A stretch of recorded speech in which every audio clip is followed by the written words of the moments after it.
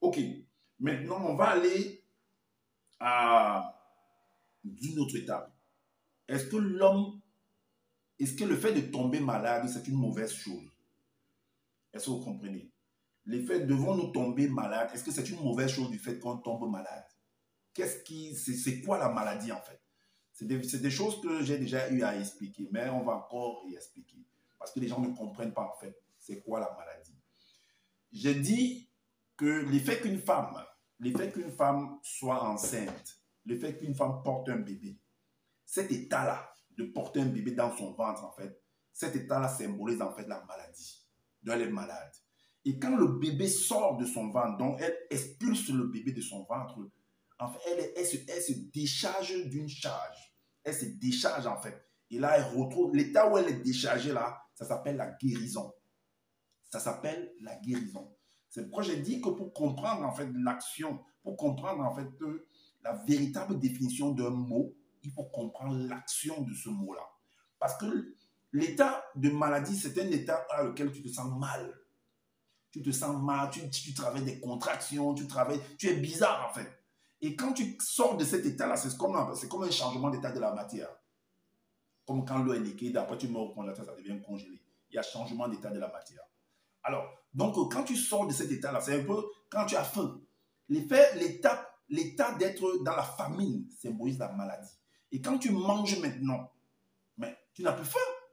Mais est-ce qu'après tu n'auras plus faim? Tu auras encore faim, donc tu seras encore malade. Et il va falloir encore que tu manges pour sortir de cette maladie. Et comme ça, perpétuellement.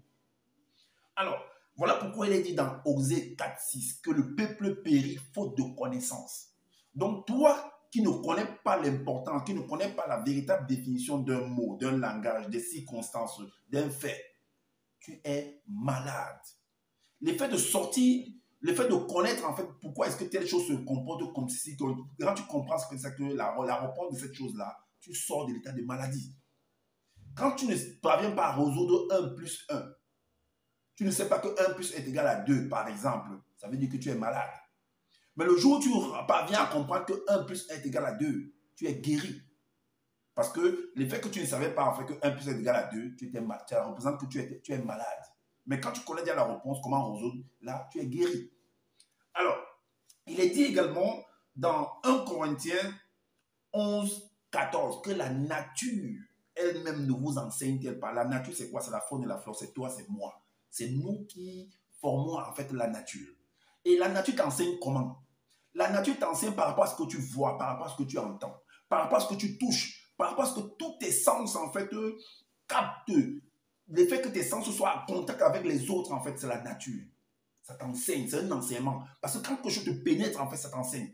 Et cette chose qui te pénètre là, en fait, vous savez qu'est-ce qu'il y a dans cette chose-là? Il y a des virus, des microbes, peu importe les noms, les dénominations, les titres qu'on va donner par rapport à ces êtres-là. On appelle d'autres des virus, des champignons, des microbes. C'est ça qui te pénètre. Parce qu'il y a une interaction entre ton intérieur et ton extérieur. Donc il faut que quelque chose entre, et c'est de l'énergie qui entre en fait. Et ça te nourrit. Ça peut entrer par tes pores, ça peut entrer par tous les voies possibles qui existent. Ça entre, ça te pénètre. Et quand ça entre, ça permet soit ton épanouissement, soit ça ne permet pas ton épanouissement. Et quand ça ne permet pas ton épanouissement, c'est cet état-là qu'on appelle la maladie. Et quand tu es épanoui, c'est ce qu'on appelle cet état-là que tu es guéri. Alors, donc quand tu aspires cette haleine-là, parce que le souffle c'est une haleine également, quand tu aspires cette haleine-là, quand ça entre, ça peut provoquer sur toi ça peut te provoquer sur toi une inflammation. Hein? Ça peut te désactiver. Parce que l'homme, en fait, est un générateur d'énergie et un accumulateur d'énergie. Donc, tu accumules de l'énergie. Donc, tu vas prendre, par exemple, la pomme. La pomme, là, en fait, c'est un fruit. Parce que toi aussi, tu es un fruit. Donc, il y aura fusion entre toi et la pomme. La pomme, là, qui entre là, est à la vie. Et la vie, à l'intérieur, quand tu regardes, il y a des microbes, il y a des bactéries à l'intérieur. Parce que c'est ça.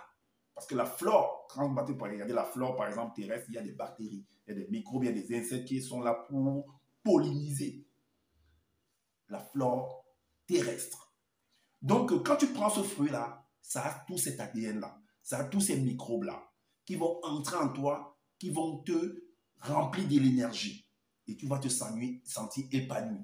Même cette même pomme que tu consommes là peut également te nuire, peut empêcher, empêcher en fait l'épanouissement en toi. C'est pourquoi on dit que c'est comme une pièce à deux, c'est une pièce à deux faces.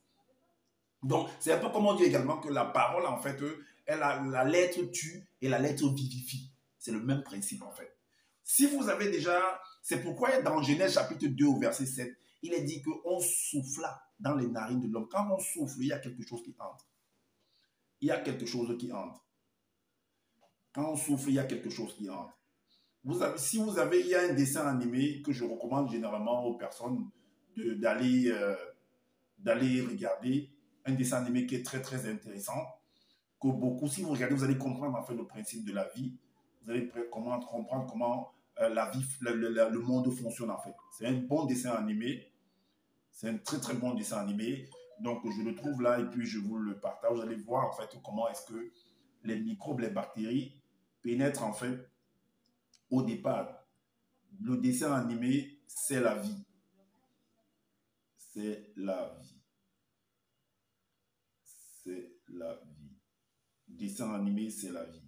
Donc, si vous avez vu ce dessin-là, vous allez comprendre ce que je suis en train de dire. C'est normal que l'homme puisse devenir malade. Est-ce que vous comprenez? C'est normal. C'est normal que l'homme soit malade. C'est très, très normal que l'on soit malade. Donc, voici le dessin animé. C'est la vie. Voici ça. Je vais mettre un truc, vous allez voir comment ça se passe. Regardez.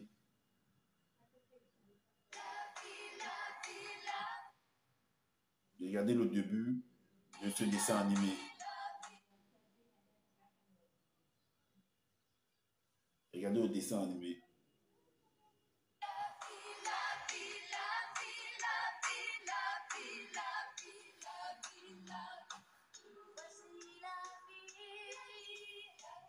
Oh là là.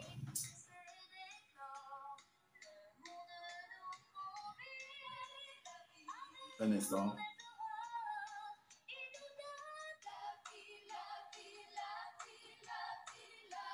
Regardez.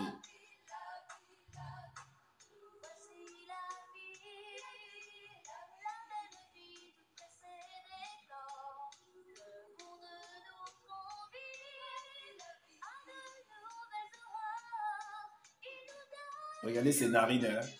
Regardez ce qui va se passer au niveau de ses narines.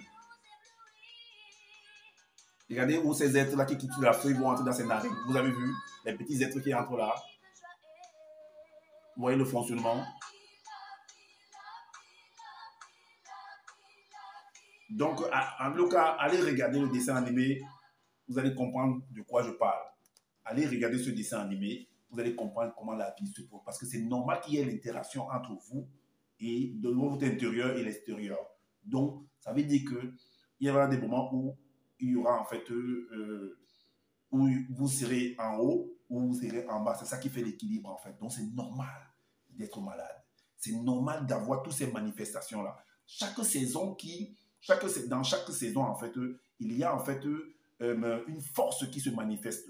Et nous devons, puisque, comme il est dit dans Osée 4, c'est que l'homme périt faute de connaissance. Ça veut dire qu'on doit apprendre à comment être en équilibre quand nous abordons chaque saison.